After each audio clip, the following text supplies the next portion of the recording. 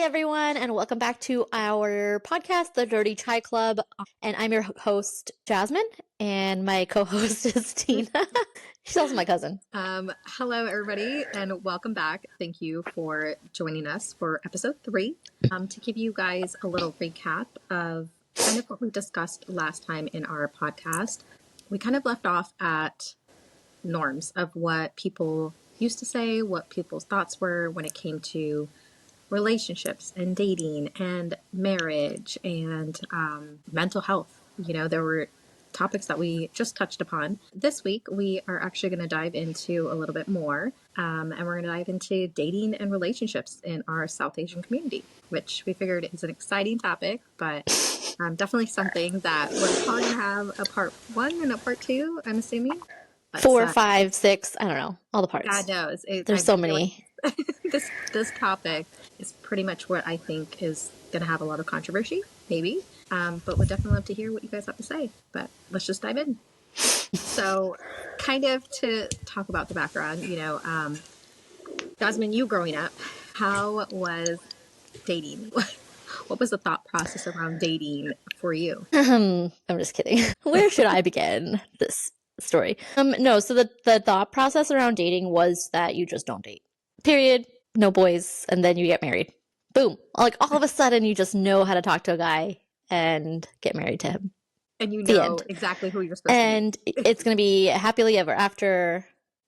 But obviously we know that's not the situation. It used to be way back in the day that people would never even see each other before the day of their marriage.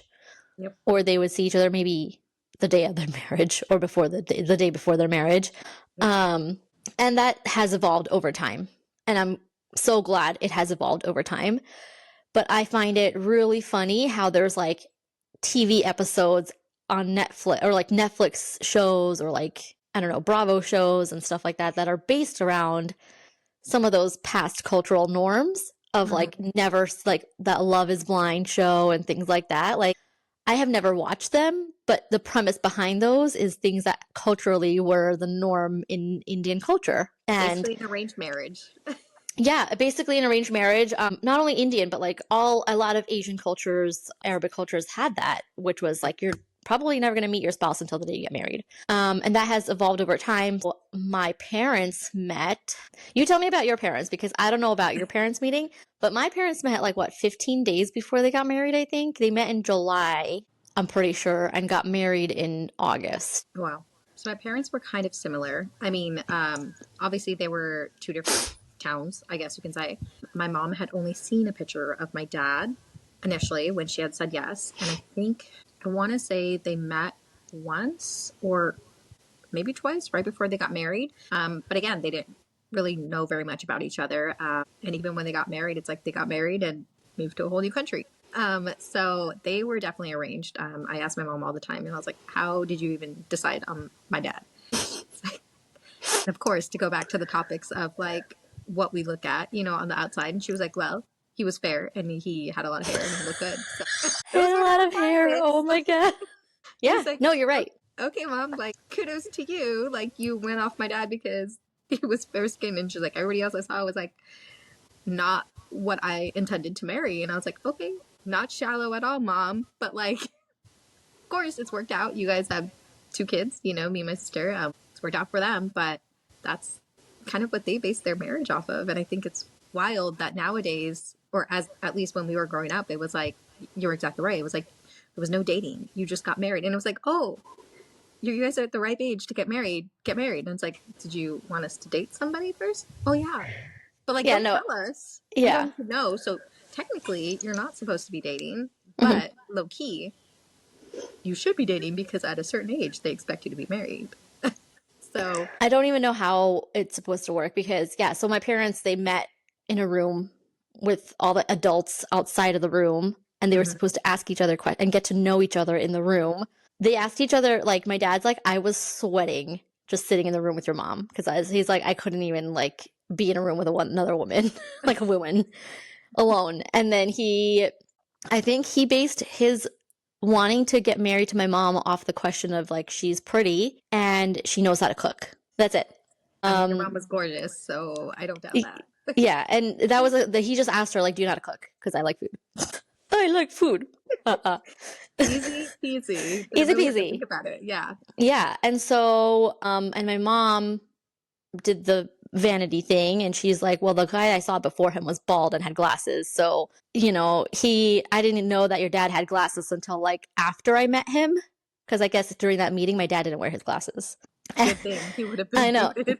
He would have been. Well, I mean, they got married. They got engaged like right as soon as she walked out of the room. They just handed Yeah. her the engagement nugget and stuff, so she didn't really have a choice, I guess, because then she was like, "Well, I guess I'm engaged and I'm not going back now because I made a promise to my dad that Yeah. I'm never gonna come back home." And I think that's not fair to women to Mm-hmm. have to make that type of choice or like it was, I mean, yeah, it wasn't even a choice. It's not fair to them to not have a choice. And back then it was like you either get married to somebody that we tell you to get married to or that we accept for the marriage, or you just live at home with us, and that's your two options, and that's it. But I don't even think back in the day living at home was an option. It was you're getting married. Like whether you like it or not, you're getting married.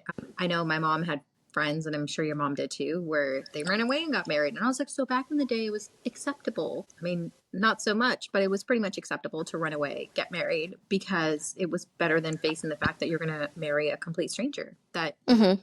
you might not have wanted to. And it's crazy because when you do watch like Love is Blind and you watch some of these shows, and I'm like, so everyone disses arranged marriage, and I'm like, but you're still doing that, except that you're just talking to this person. You're still not seeing them. You've been technically arranged on the show, but I just find that it's crazy, that that's what they expected. And then even us growing up, it was like, no, you can't date. It wasn't until later that I was like, F this. I'm telling my parents, like, how do they expect me to find Yeah. anybody, meet anybody, without telling them that you're dating? And even that, it's like going out. How do you date when you're not allowed to go out? Unless you were like away at college, which for me, that wasn't an option. It was, no, you're staying close to home. You're not going away for college. So to me, it was always like, okay, so my dates were like college times, like I have class, mom. Like I have this class. I'm gonna go study in the I'm gonna, library. I'm gonna go study in the library. Yeah.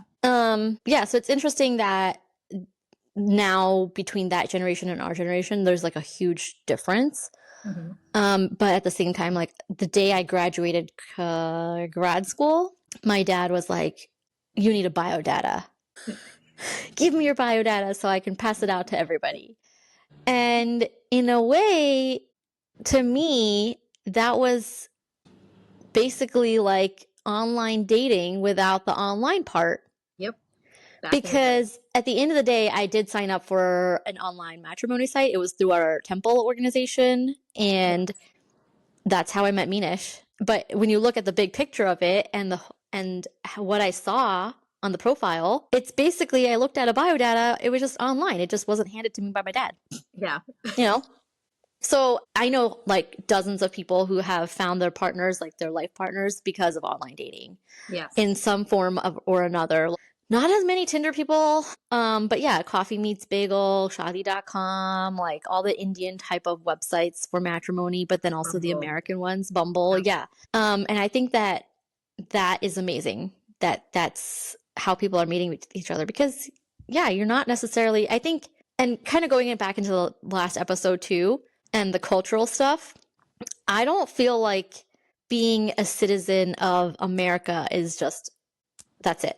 I don't think that's all there is.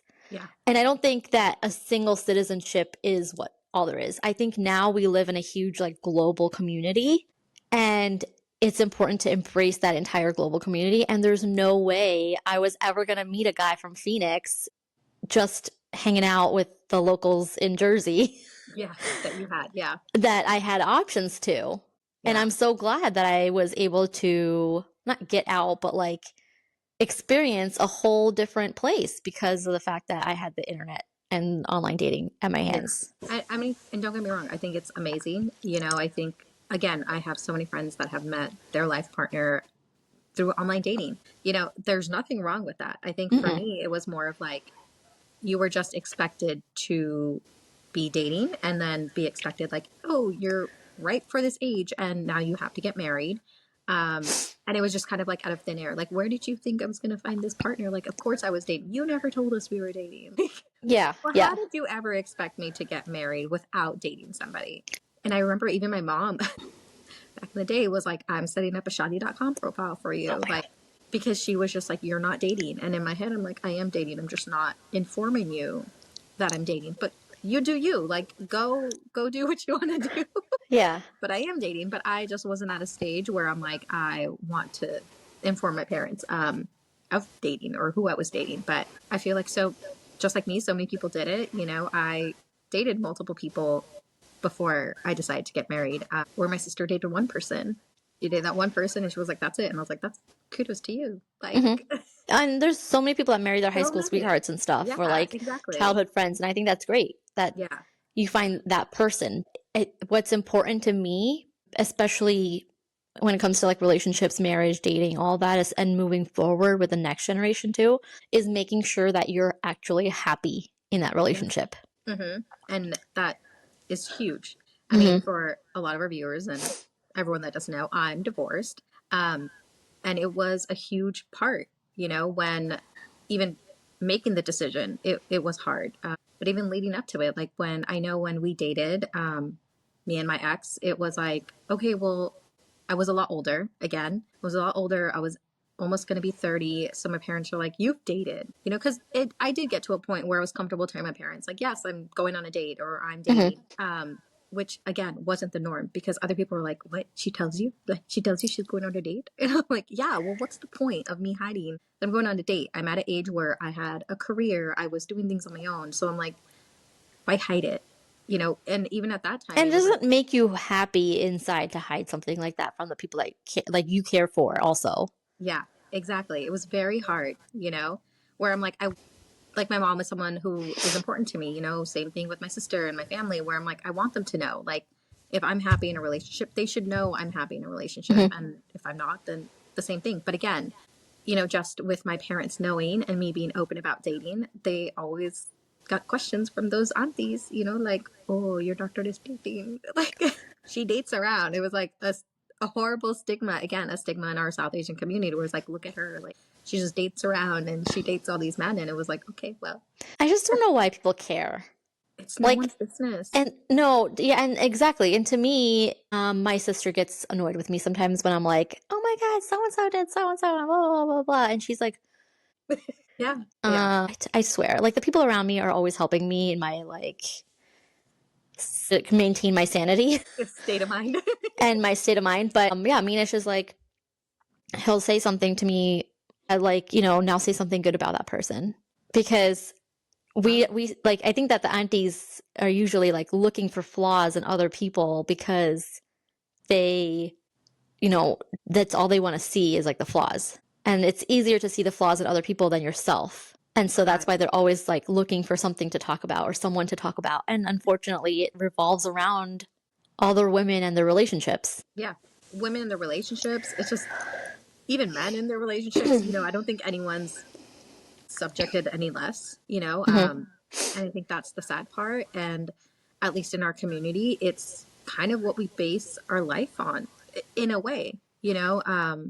A lot of the decisions that I feel like even I made growing up was like, what are people going to say? What are people going to think? And I always thought about that, you know, again, when just talking about relationships, it was, oh, you can't have a guy best friend. Why? Because no, no, no, like a girl and a guy can't be best friends. That relationship just doesn't make sense. And again, that's not just our culture, but there's so many people that talk There's about so that. many But cultures like that, yeah, unfortunately. so many people, right, who also believe that. But for us, it was just like, oh no, like you just can't. There has to be something behind it, and it's unfortunate, you know, because a lot of friendships don't make it through that. But it also came to like, if you were too close to certain friends, like, oh, why are you so close to like so and so? Like, what's the deal? And I just don't know if it's like our aunties or the family before us, the generations before us never had that type of like camaraderie, I guess you can say, or those type of friendships in their lives, that it was so questioned in our lives. And I think it sucks because as a community, you're kind of putting your own people down. You know, I felt like these people should be supporting me, these should people be understanding. Hmm. But so much of what I did was based on a community that didn't really know me at the end of the day. They had no idea what I was going through, what you're going through.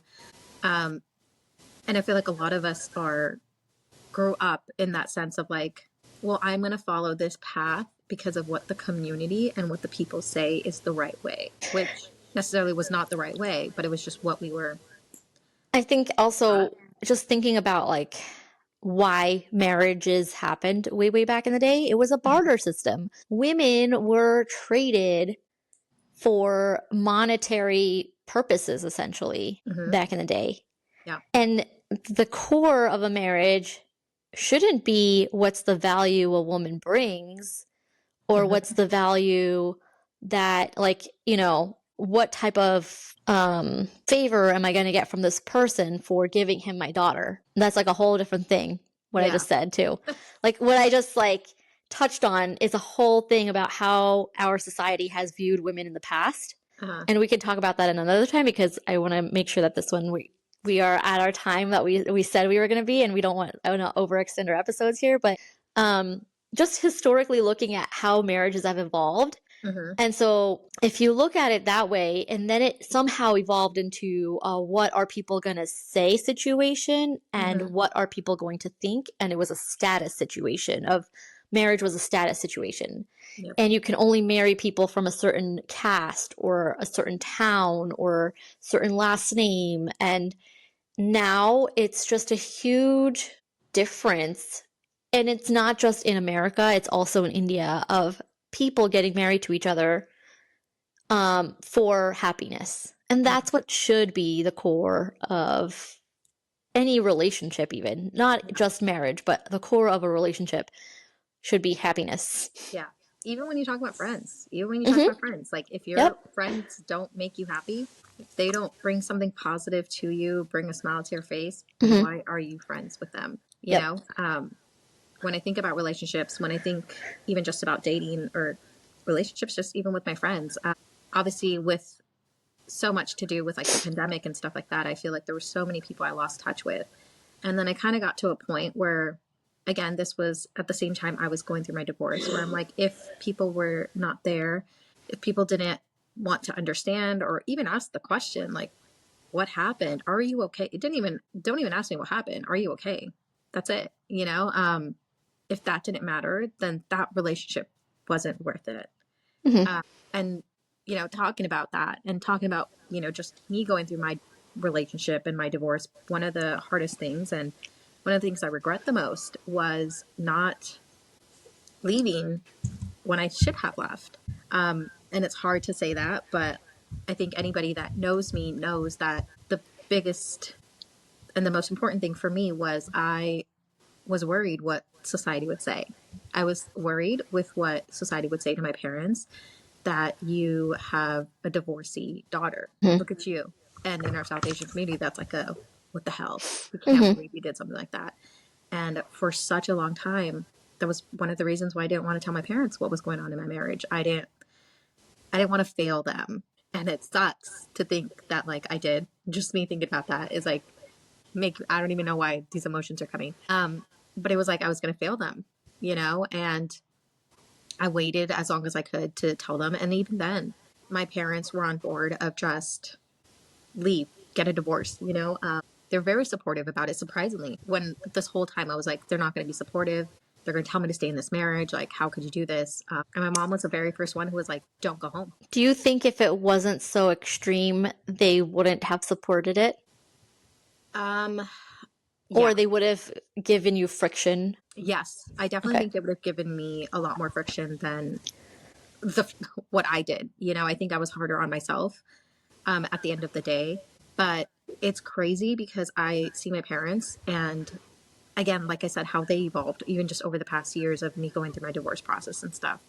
They evolved into parents that were just like, if you're not happy, even with other people, you know, if you're not happy, don't marry them. Like, period. I remember them telling someone I knew very close before she got married. My dad had said, if you're not happy, if you're getting pushed into this, and this is a reason, don't get married. I support you. You will come home with me. To hear that from my dad, I was like, what, who are you? Yeah. Who are you? And I think at the end of the day, it was just like, like any parent, they just want their children to be happy.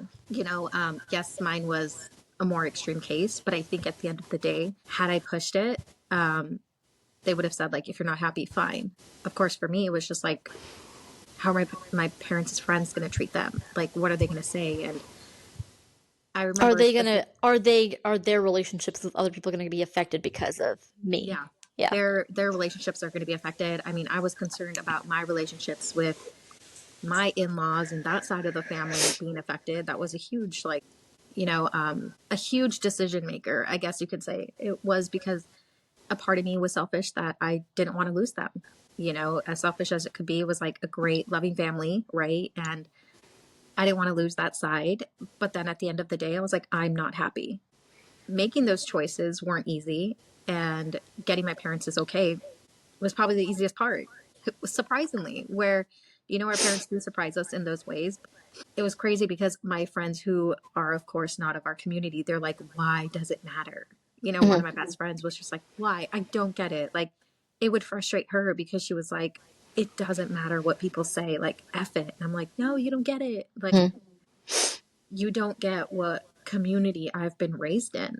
And that's when we talk about our community and our values and what we were taught and raised. It's crazy to think that a girl who was like, I don't believe in going to the mandir, like mandir's everywhere, like God is everywhere, who didn't have, it's not like I don't have those strong values, but where the hell did this come from?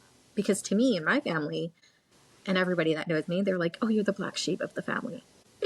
It is what it is. I don't fight it. I'm one to be opinionated. Somebody treats someone wrong, I'm not okay with it. I will support my family to the end of time, and that's just who I am. And because of that, I've always been Tina's opinionated. Yeah. Any woman who's opinionated, any woman who has an opinion is looked down on in any society. In any society, it's like you have a voice, and it's like, how dare you have a voice? How dare you? How How dare dare you you? have a podcast? Yeah. Oh God. What? Just thinking about that too, I was like, I don't know what people are probably going to talk shit about that too. But again, at the end of the day, it's we don't think about how certain things that we were raised with are going to affect us down the line. And I didn't realize until I was going through it that these values that I was raised with, when it came from my grandma, my grandpa, my parents, were affecting me now in my 30s. Hmm. I was holding so strong onto, I had this grip on the fact that, like, I can't do this to my family. Like, what are people going to say? And it wasn't until my parents were like, F that. We do Hmm. not care what people say. And if people have an opinion, they can come talk to us. Hmm. And that's when I finally was like, I'm done then. Hmm. It took me 3 years to get to the point of, we've tried, failed, We did what I thought we could, to save a marriage. And it wasn't until my parents were like, you did enough, and enough is You've enough. tried. Yeah. And that's the core of any relationship too, is a relationship is a relationship, right? So you Mm-hmm. weren't in it because it was an arranged marriage. Yeah. You were in it because you dated your ex and you guys actually did like each other at one point, right? You loved Right. each other at one point. Mm-hmm. And you did try to make it work, and that's okay that it did not work, and Yeah. that's accepting that. And it's really big of your parents to just tell you, like, okay, it's time to move on Yeah. and just end it now, because it's actually hurting you a lot more staying in it, right? And so I'm so glad that they evolved that way, and I think that Ba's evolution is probably the most unexpected one that I had seen. Ba is our grandma, Yeah. and her evolution throughout your divorce was most unexpected and Yeah. refreshing, and just, I think, amazing for somebody of that age to think as freshly as that. Yeah. I think her support, like, to have that and to know she supported what was going on. And again, like you said, her thought process was crazy, because I never, if anybody knew her Ba, she was like, Hmm. by the book, you did certain things a certain way. She believed in all those superstitions. She believed in all those rituals. And then to hear her talk about me dating after getting married, Yeah, and me just having, living with another person yeah, before you get married to somebody. And yeah. that's just so, like, our parents wouldn't even be on board with that. My mom was so angry. I think I even told you, like, when my mom said that, she said it for my mom. My mom's like, she's going senile.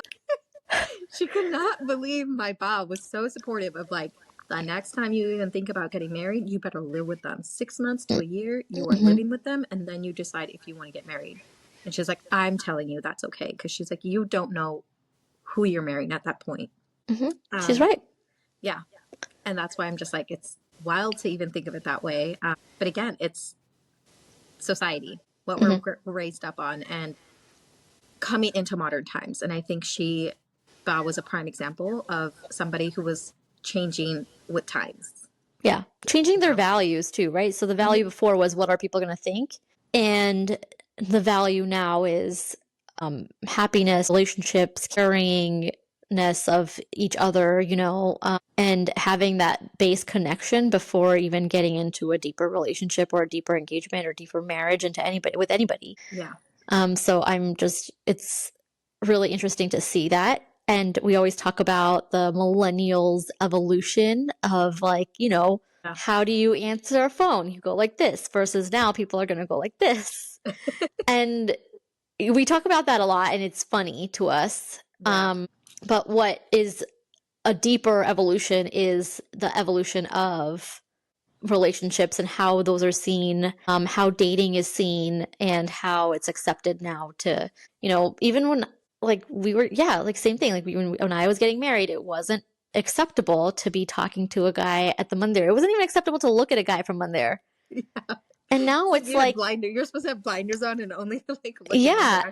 And then my sister during her, I think it was during her gala event, Darshan's friends like did a whole spoof about how they met and how they like, uh, came to know each other and stuff. And my sisters, but she basically put herself on blast by approving this little skit that they did. And it was like, I saw Darshan doing Seva and he had a cute butt. And just to be able to be open about silly things like that, I think is just so Yeah. amazing. Yeah. No, Yeah. definitely. I mean, I think it's definitely changing, and it's crazy to say that like the way at least people's thoughts are changing. Some people, with time as time goes on. I admire that, you know, going back to Ba, I admired the way she thought about it, the way she took it on. And I'm sure even your parents were probably like hearing that skit, like, what the heck? That's our Uh, daughter. She said that. I did not look at my dad Oh, yeah, because I could not imagine what his reaction was probably going on. of course. But just to see like how they're evolving, sometimes it's like, yeah, we see certain things where it's like our kids going to have certain traditions and values. And then you see like, well, look, my parents were growing up as well at this age, they're changing with their values.